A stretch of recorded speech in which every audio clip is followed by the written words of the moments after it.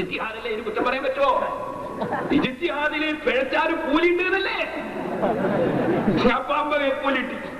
ഇപ്പോ നമ്മളെ ഹാജി ഗ്രൂപ്പ് പറയുന്നത് ഇജ്തിഹാദ് അനുസരിച്ച് ഓരോരുത്തർ ഓരോന്ന് പറയുന്നതിന് ആശയ വ്യതിയാനായിട്ട് കണ്ടുകൂടല്ലോ എന്ന്. അത് ആശയ വ്യതിയാനല്ലല്ലോ. അബ്ദുറഹ്മാൻ സലഫിയും എപി അബ്ദുൽ ഖാദർ മൗലവിയൊക്കെ ഞങ്ങളെന്ന് ആശയ വ്യതിയാനം പറയുന്നു. ഇജ്തിഹാദ് അനുസരിച്ച് ഓരോരുത്തർ പറയുന്നു. ചുങ്കത്തറ ഇജ്തിഹാദ് അനുസരിച്ച് ഇങ്ങനെ പറഞ്ഞു, അത് ആശയ വ്യതിയാനല്ല. മറ്റേ ആള് വേറെ ഒന്ന് പറഞ്ഞു, അത് ആശയ വ്യതിയാനല്ല. കാരണം ഇജ്തിഹാദല്ലേ, അതിന് പേച്ചാൽ ഒരു കൂലി ഉണ്ടെന്നല്ലേ.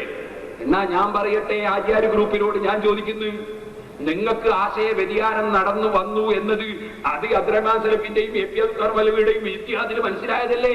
അമ്പകയിലുണ്ടാവില്ലേ ഒരു കൂലി? നിങ്ങൾക്ക് ആശയ വ്യതിയാനം വന്നു എന്നുള്ളത് അവരെ ഇജ്തിഹാദല്ലേ? ഇജ്തിഹാദിൽ മനസ്സിലാകുന്ന പറഞ്ഞ കൂലി ഇട്ടൂലേ? അതുകൊണ്ട് എ പി അബ്ദുൽ ഖാദർ മൗലവിയെ ഞാൻ ഉദ്ദേശിച്ചത് ഏറ്റവും ഉന്നതമായ ഒരു പ്രവർത്തനം ചെയ്യുന്ന ആൾക്ക് ഒരു കാരണവശാലും അദ്ദേഹത്തിന്റെ കാട്ടത്തിന്റെ അടുത്തേക്ക് പോകാൻ കൂടി കഴിയില്ലെന്നാ ഞാൻ ഉദ്ദേശിച്ചത്. മനസ്സിലായി? അദ്ദേഹം കാഷ്ടിച്ച് വെച്ചോടത്തേക്ക് പോലും ഞാനും ജനറൽ സെക്രട്ടറി എന്ന് പറഞ്ഞവർക്ക് പോകാൻ കഴിയില്ല. ആ കാഷ്ടത്തെ പോലും പേടിക്കണം. ആ റൈല് പോലും തൗഹീദ് ഉണ്ടാവും.